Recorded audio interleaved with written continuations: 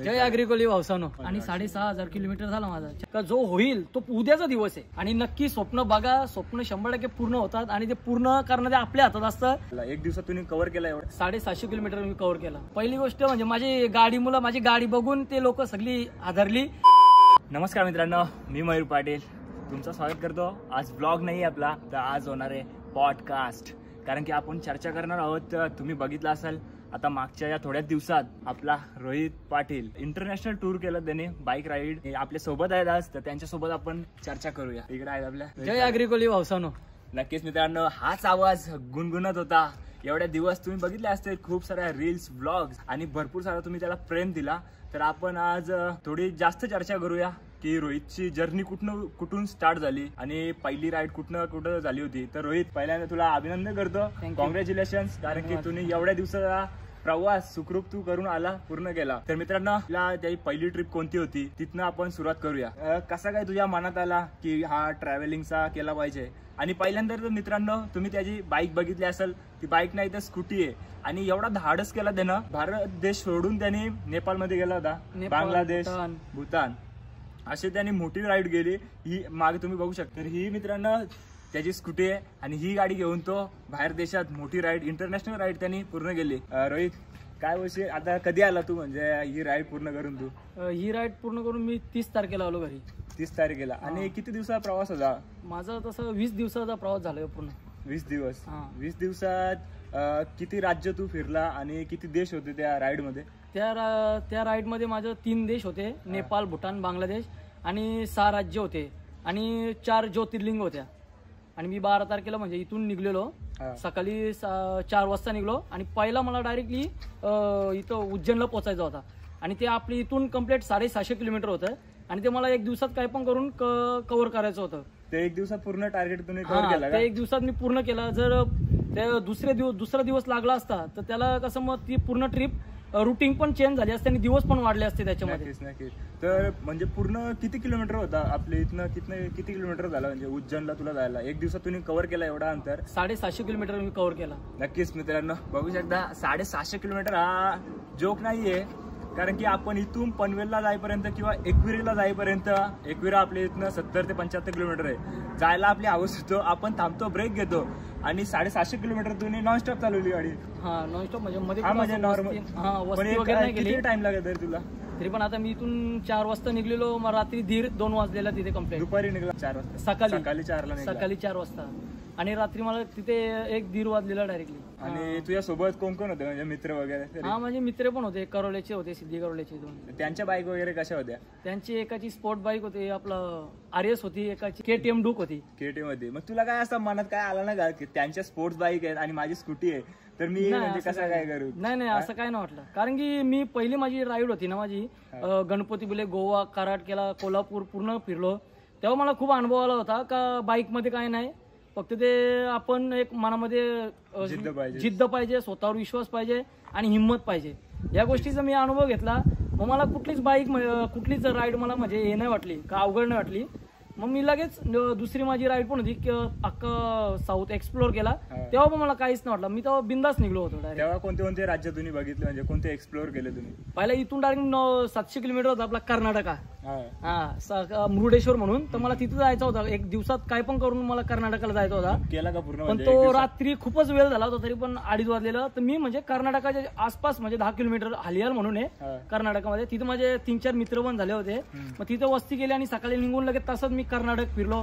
कर्नाटक, गोकर्ण, हवनावर केला. लगेच तिकडून मी खाली गेलो मग पूर्ण. मग तो सगळं माझी कर्नाटक, बेंगलोर, मैसूर, उटी, तमिळनाडू, केरळा, कोयंबतूर ही पूर्ण माझी राईड झाली तेव्हा. नक्कीच. म्हणजे ती पहिली राईड तू बोलतोय की गणपतीपुळे वगैरे? गणपतीपुळे राईड कधी केली होती म्हणजे? ती जानेवारी मध्ये केली होती 2024 ला. 2024 ला. नंतर मग दुसरी राईड कधी झाली? जुलैला. 4 महिन्यात लगेच? लगेच. तेव्हा म्हणजे एकटाच गेला होता का पहिली राईड गणपतीपुळे गेली? तेव्हा एकटाच गेलो होतो. त्या किती दिवसाची राईड होती तरी? ती 9 दिवसाची राईड होती. म्हणजे टोटल किती किलोमीटर झाला होता त्या राईडला? तेव्हा कमी किलोमीटर झाला होता, 2200 का असं 2200 का कितीच किलोमीटर झाला होता.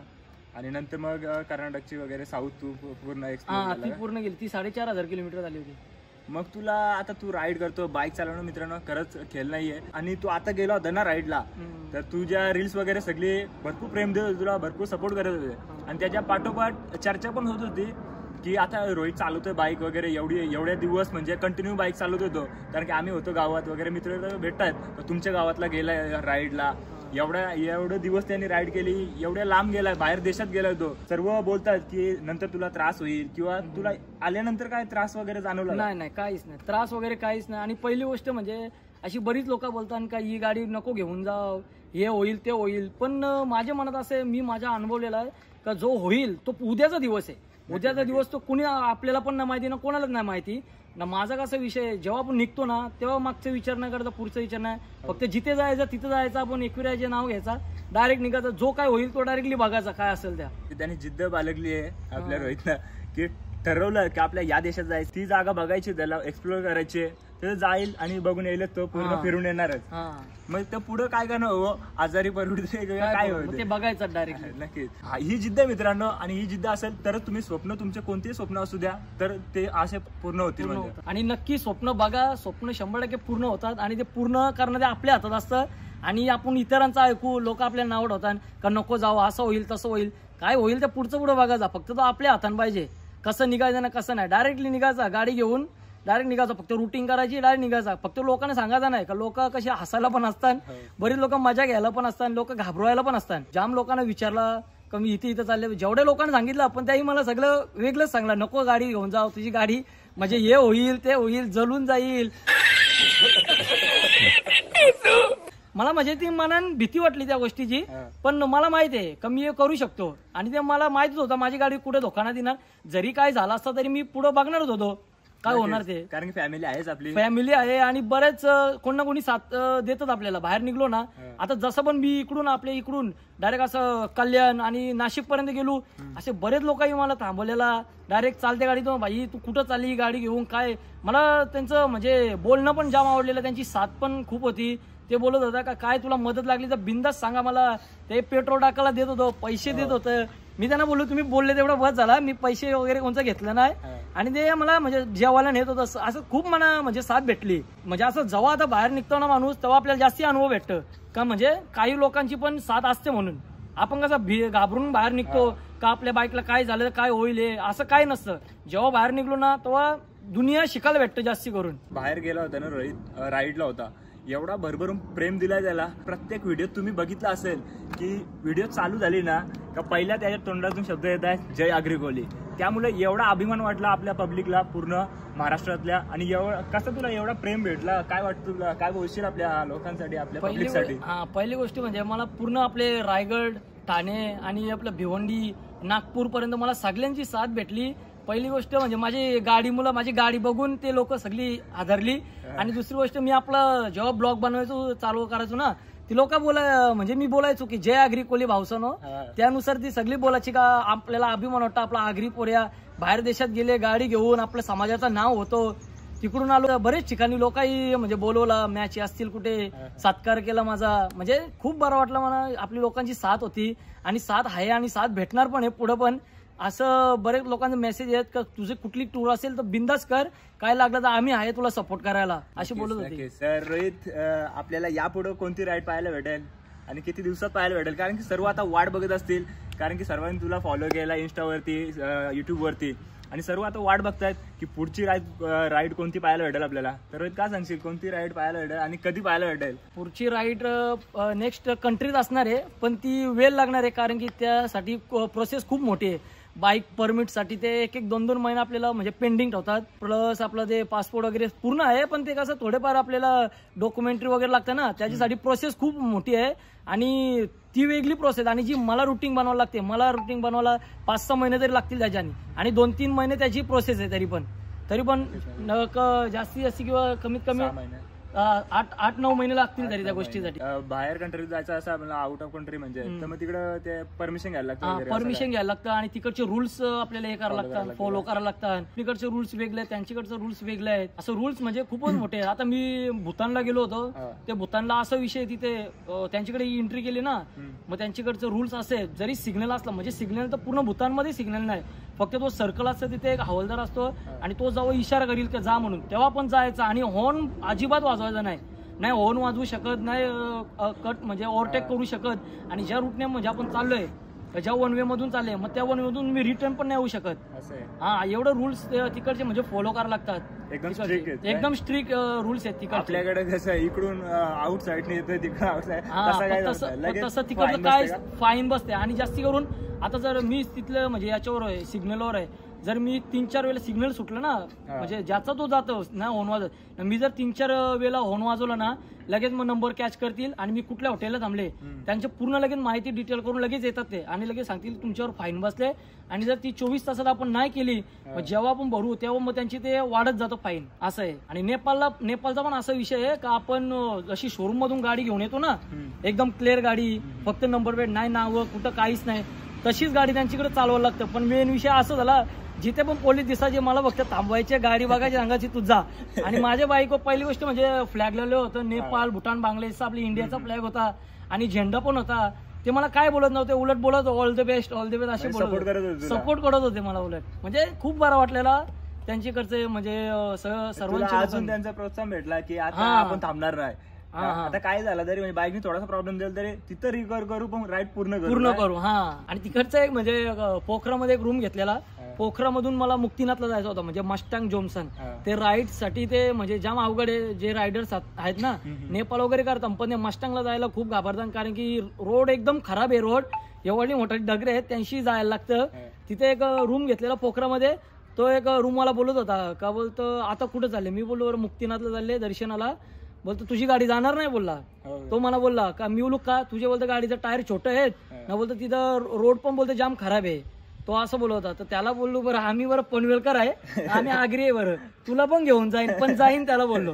आणि जेव्हा मी पूर्ण जाऊन आलो ना तेव्हा तो बोलला अरे यार क्या बोलू तेरे गो. त्यांच्या कोणत्या बाईक होते ते तुला भेटलं, ते बोलत होतं तुला की ना जाऊ शकत तुझी बाईक, ते पण रायडर होते. ते रायडर होतं पण त्यांच्याकडच्या बाईक होते ते एकदम म्हणजे आपला ऍडव्हेंचर होते एकदम स्पोर्ट बाईक होते. ते नाही गेले, त्याही फिरवल्या गाड्या त्या तिथून, ते घाबरले. हा त्याही गाड्या फिरवल्या डायरेक्ट तिकडच्या. आणि आपल्याकडचे पण एक पनवेलचा 01 पासिंग वाला भेटलेला, त्याची BMW होती. जेव्हा मी मस्टँगला निघलो ना आणि जेव्हा तो रस्ता सुरुवात झाली होती त्या रस्त्याची तेव्हा तो त्यांनी असं समोर बघलेला ब्रिज होता ना दगडे बघलेले जाम, तर तो डायरेक्ट फिरला. तो बोलतो भावा मला नाही जमणार तुझा, तर तो फिरला पण मी गेलो डायरेक्ट. मला भीती नाही वाटली का आता सगळीच बोलतात का तुला जमणार नाही तुझी बाईक अशी आणि सर्व फिरतात माग, तरी पण तुम्ही कशी जिद्द केली म्हणजे काय आपण जाणार. पहिली गोष्ट म्हणजे अशी लोक बोलतात ना का तू म्हणजे इथं रिक्स आहे, पण त्या गोष्टी मला रिक्स घ्यायला आवडतं कधी पण. कारण की आता ते मस्टँगचा रस्ता असा होता का म्हणजे तिथं भले भले रायडर्स आहेत, मोठे मोठे बाईकर्स आहेत, ते गाड्या घेऊन जातात, ते मागे फिरतात. पण मला योग करायचाच होता 100% आणि मी तो केलाच तिथे. आणि नक्की आपल्या देवाच्या कृपेने तिथपर्यंत पोहोचलो पण मी, एकविरायची कृपा आणि पोहोचलो पण तिथं. आणि तिथे थोडा श्वासचा प्रॉब्लेम झाला होता मला फक्त. जसं आपण रील बघितली होती, रील अपलोड केली होती का तुला म्हणजे काय प्रॉब्लेम झाला होता आणि कोणी मदत केली होती असं. म्हणजे तिथे विषय असं झाला जिथे मी रूम घेतलेला ना ते बोलत होता का तू, मी सकाळी निघलो लवकर 7 वाजता, तर तो बोलत होता की तू थंड पाण्यामध्ये आंघोळ कर.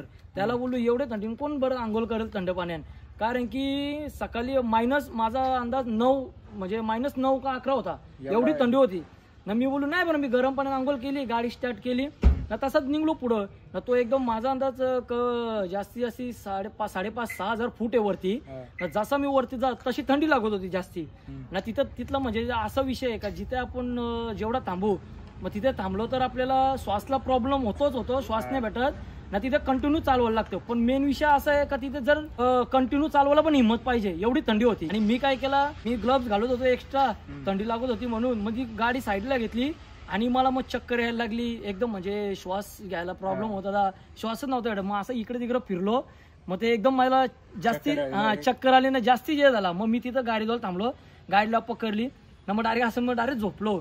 जास्त ते 1 मिनिट झाला ना तिथं, म्हणजे 3-4 पोरं आली, ते नेपाळचीच होती. त्याही बोललं, त्याही माझी वाटतं गाडी बघितलेली येतावली.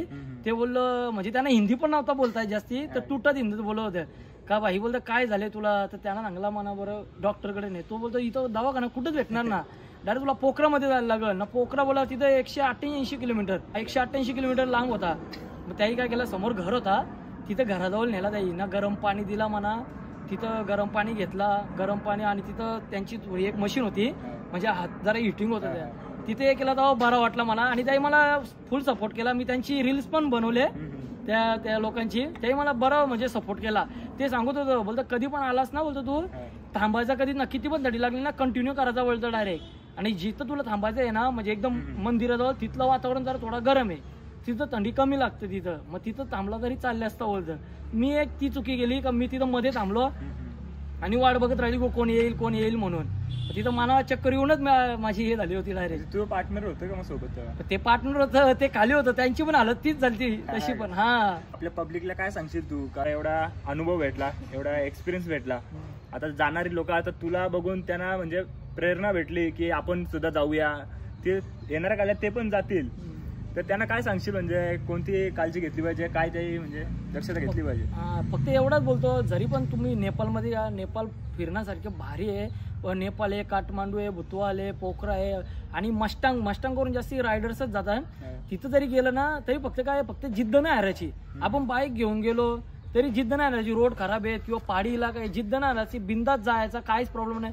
फक्त काय जेव्हा पण आपण सकाळी निघलो ना, फक्त ते आपण थांबायचं ना, फक्त तिथं जेवढी थंडी लागली तरी, कारण की तिथं श्वास घ्यायला प्रॉब्लेम होतो सगळ्यांनाच, आणि डायरेक्ट निघायचा. अरे एवढं काही टेन्शन वगैरे नाही घ्यायचा का हे होईल ते मनात ठेवायचं ना, डायरेक्ट निघायचं फक्त बस. आता तू राईड करून आला, पूर्ण राईड केली तुम्ही, 3 देशात गेला होता तू, नेपाळ, भूतान, बांगलादेश. या देशामधून काय आठवणी आणलेल्या आहेत की आता राईड झाली पूर्ण, मागच्या आठवणी तुला बघायच्या असतील तर काय आठवणी? म्हणजे फोटोज आहेत आणि करन्सी पण आहे माझ्याकडे, ते करन्सी मी तुम्हाला दाखवतो, 1 मिनिट. नक्कीच मित्रांनो, आपल्या करन्सी पाहायला भेटेल. कोणती आहे नेपाळची? नेपाळ आणि भूटानची. आता ही नेपाळची आहे 10 रुपये, हे 10 रुपये आहे का? आणि एक नेपाळची 100 रुपये, ही भूतानची 20ची नोट आहे आणि एक 10ची आहे. हे भूतानचे आहेत का? हा, हे भूतानचा त्यांचा बघू शकता, हे भूतानचे. आपण बघितलं, आपल्या नोटी बघितल्या आणि या नोट मध्ये भरपूर फरक आहे, कारण एकदम असे रिअल नाही वाटत, एकदम म्हणजे असे. तिकडचा किंग आहे तो. हा, किंग आहे, म्हणजे त्यांच्याकडे नोटींवरती किंग असतो तो, आणि त्या जो जसा किंग बोलल तसं त्याच्या रूल्स तिकडचं पाळायला लागतात. असं आहे, म्हणजे आपला पीएम असतो, आपला पंतप्रधान असतो, तसं त्यांचा किंग डायरेक्ट त्यांचा किंग आहे. त्या किंगच्या नुसार सगळी त्यांचा फोटो असतो डायरेक्ट नोटी. हा, त्याचा फोटो असतो. आणि ही 20ची नोट आहे भूतानची. नेपाळची ही 100 रुपयाची करन्सी आहे. जे आपले 100 रुपये तर त्यांच्याकडं 160 रुपये, आणि म्हणजे आता हे आपलं 40 रुपये तर त्यांची 60 रुपये, असं हे करायला लागेल. नेपाळमध्ये जवळजवळ किती खर्च झाला असेल तुझा? नेपाळ म्हणजे टोटल पूर्ण मला झालं 36,000 रुपये पूर्ण झालं पूर्ण राईडला. आणि पूर्ण बाईकचा वगैरे पूर्ण पेट्रोल वगैरे मला 9,800चा पेट्रोल लागला आणि 6,500 किलोमीटर झाला माझा. 36,000 रुपये पूर्ण खर्च झाला मला येऊन जाऊन. ही करन्सी ठेव, तुझ्या आठवणी आहेत जपून ठेव. आणि आता पुढच्या कोणत्या देशात जाण्यासाठी ट्राय करशील? बघू आता ते जशी प्रोसेस फॉलो करायला लागेल काय. जाण्याचं तर मला श्रीलंकामध्ये आहे, पण प्रोसेस जशी होईल तशी. लवकर प्रोसेस झाली तर लवकर पण जाऊ शकतो, आणि प्रोसेस नाही झाली मग दुसरा प्लेस काहीतरी करावं लागेल जवळपास. थांबणार नाही आपला मित्र, थांबून जमणार पण नाही. एवढा प्रेम आहे तुमचा भरभरून, तर नक्कीच त्याला सुद्धा झोप येणार नाही आता. आणि भरपूर सलाम आहे, सॅल्यूट आहे त्याच्या कार्याला, कारण की मित्रांनो खाऊ नये तुम्हाला पण माहिती आहे. आणि सर्वांच्या तोंडून एकच शब्द येत होता की बहिणी जिद्द गेली आणि कोण करू शकत नाही. सर्वांना ऐकायला भेटत होतं, आम्हाला सुद्धा, सर्व मित्र सुद्धा बोलत होते का खरंच जिद्द आहे भाई जवळ. कारण की सर्व आपण 1-2 तास जर राईड गेली ना मित्रांनो, थकून जातो आणि दुसऱ्या दिवशी डायरेक्ट झोपतो. मी स्वतः गेलो होतो, इथं साताऱ्याला गेलो होतो आम्ही, 6 तास लागले होते आम्हाला, जवळजवळ 5.5-6 तास लागले असतील जायला फक्त. आणि दुसऱ्या दिवशी येऊन डायरेक्ट झोपलो आहे.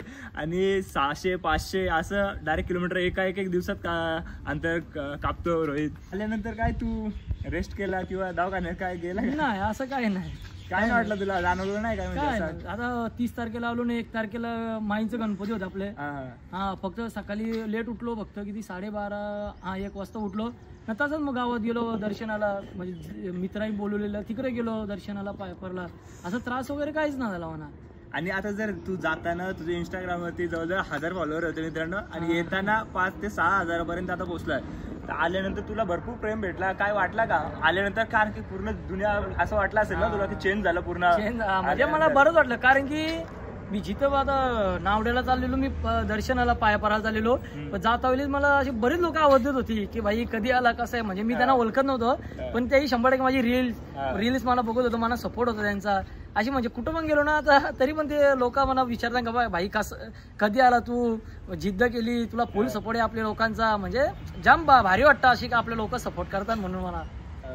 आणि आता यापुढे तुझ्या राईड होतील तर हीच आपली गाडी असेल का तू गाडी नंतर येणाऱ्या काळात म्हणजे चेंज करशील किंवा ही गाडी ठेवून सुद्धा दुसरी गाडी घेशील तुझ्या कम्फर्टसाठी, असं काय? नाही माझी हे बघा पहिलं गोष्ट म्हणजे जो माझं नाव झाले आतापर्यंत रायगडमध्ये, ठाण्यामध्ये आणि भिवंडी पूर्ण नाशिक पर्यंत जो माझं नाव झाले तो माझा म्हणजे माझ्या गाडीमुळे नाव झाले आणि दुसरं माझ्या भाषेमुळे नाव झाले.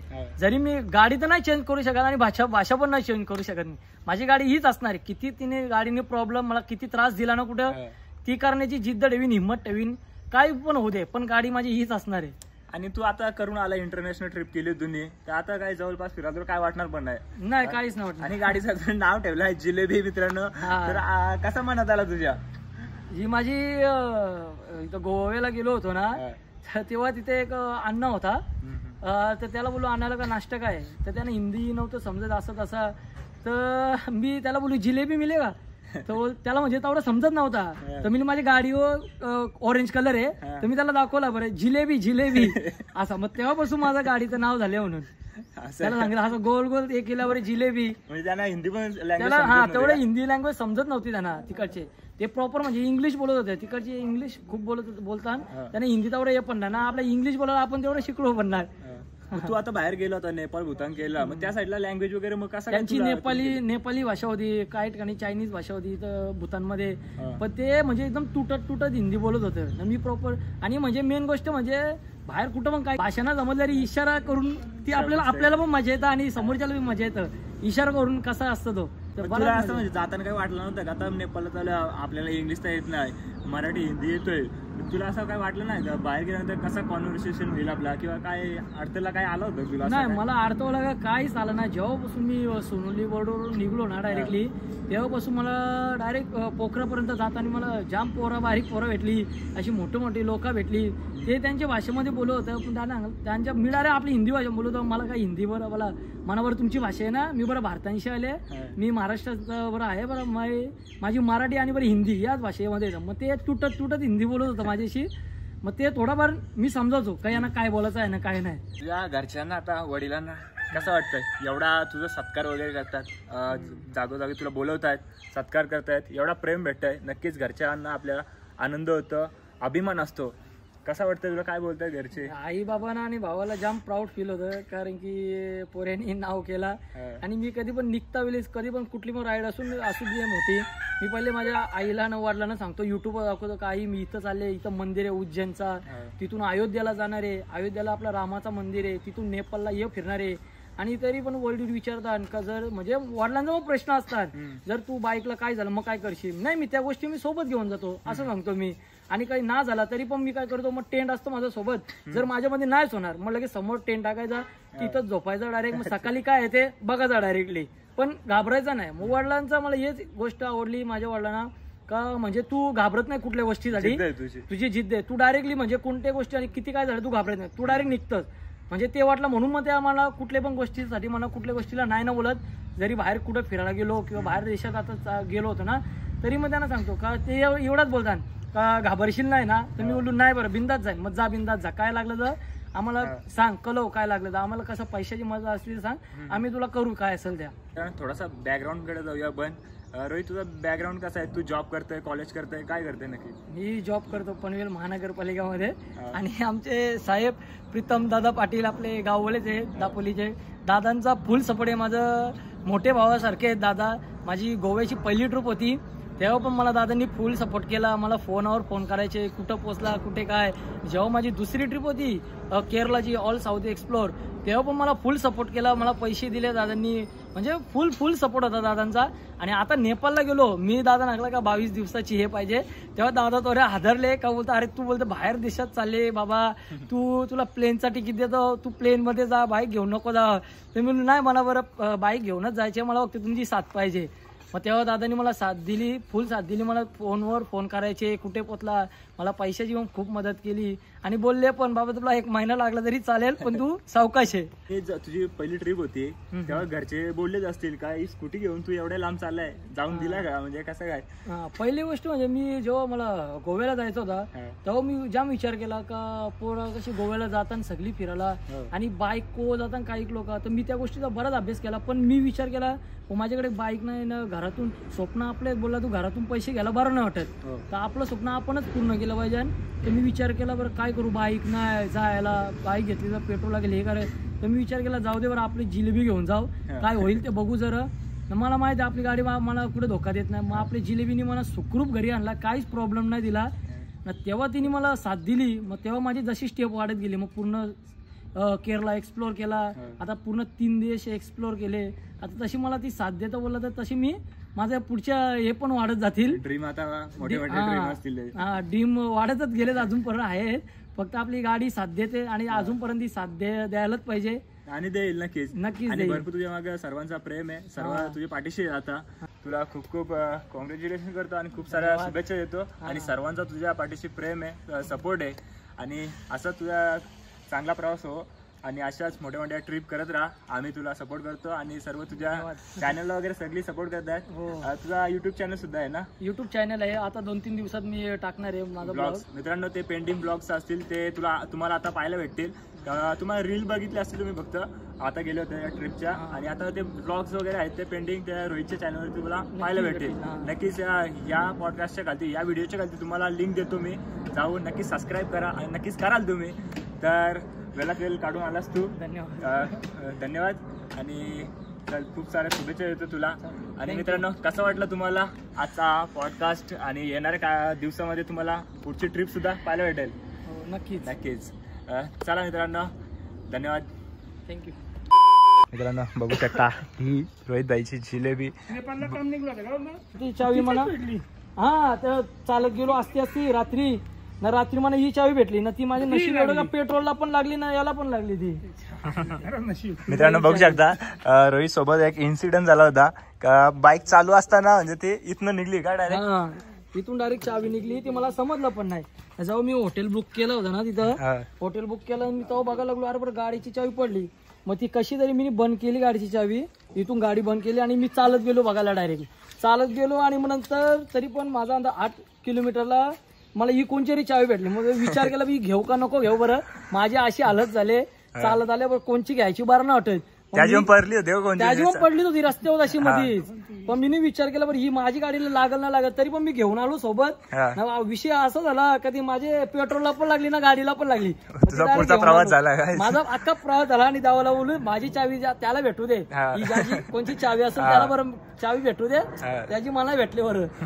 पण ती पेट्रोलला लागल मला वाटलं नव्हता, ती पेट्रोलला पण लागली बरं, हे माझं खरं नशीब झालं.